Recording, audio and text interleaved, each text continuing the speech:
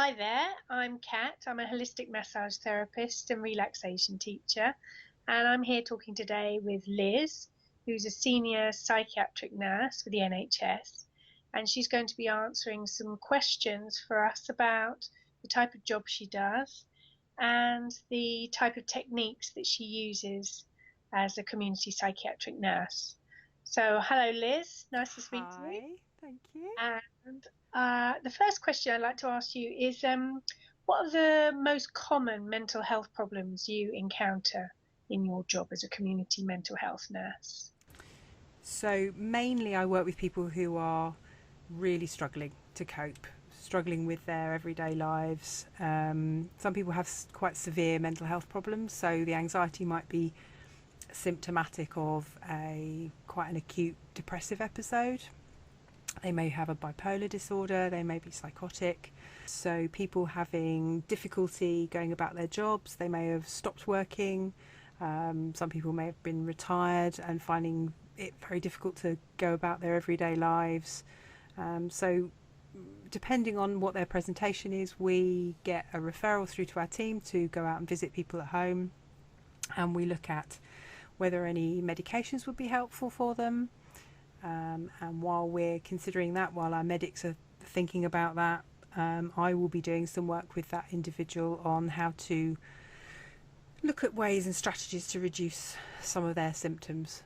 So, what techniques have you found most helpful to reduce a person's anxiety? So, in particular, any things that they can do at home for themselves? To be honest, it really is the basics. And when I work with people who are acutely anxious and I tell them that we need to focus on their breathing and get them to be more aware of their breathing, I get a sort of a look, as if to say, are you serious with how bad I'm feeling? You want me to start breathing? But it really, really is important. It's kind of the fundamental way of reducing as quickly as possible, particularly if people have escalated into a panic attack. You've got to get that person's breathing regulated, and you've got to get them to learn how to do that.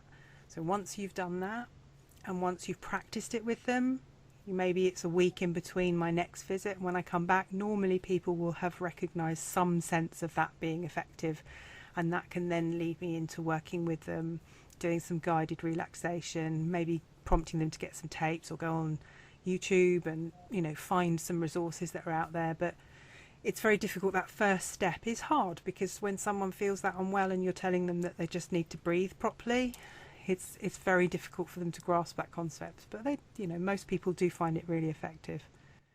And so, what are some of the most difficult obstacles people may encounter when they're trying to do some health self help work for themselves at home? What do they find most difficult when they're on their own, trying to struggle with some of these things by themselves? I think mainly it's the fact that there is so much available self-help things out there, and for people who are feeling completely overwhelmed with their anxiety, where do they start?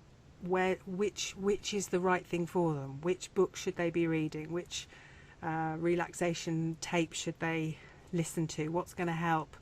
Um, those first early stages are really tough because it's overwhelming anyway to feel that bad. You don't know where to turn, you don't know how to explain what you're feeling very often, you don't really understand it yourself.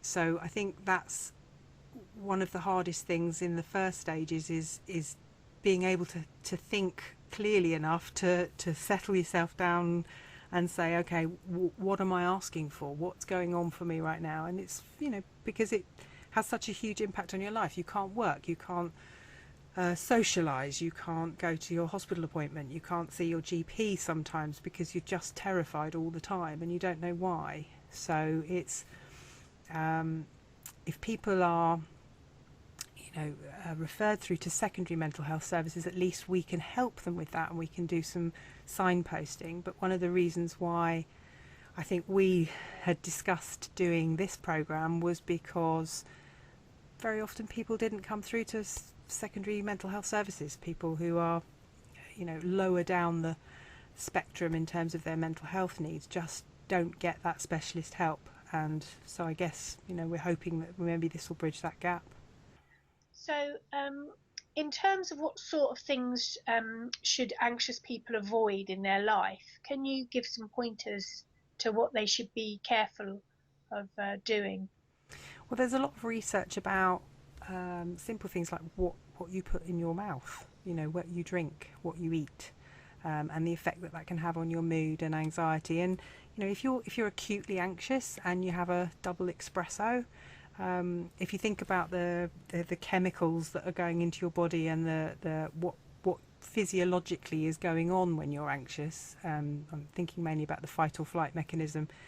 If you sort of put a huge amount of chemicals in the coffee into your body that's going to make you, your heart beat faster and adrenaline pumping, that's obviously the last thing you want when you're anxious, when you're Yeah, already feeling completely hyped up. So I think it's about, just being a bit more mindful about what you're putting in your body. So, excessive amounts of sugar perhaps isn't great.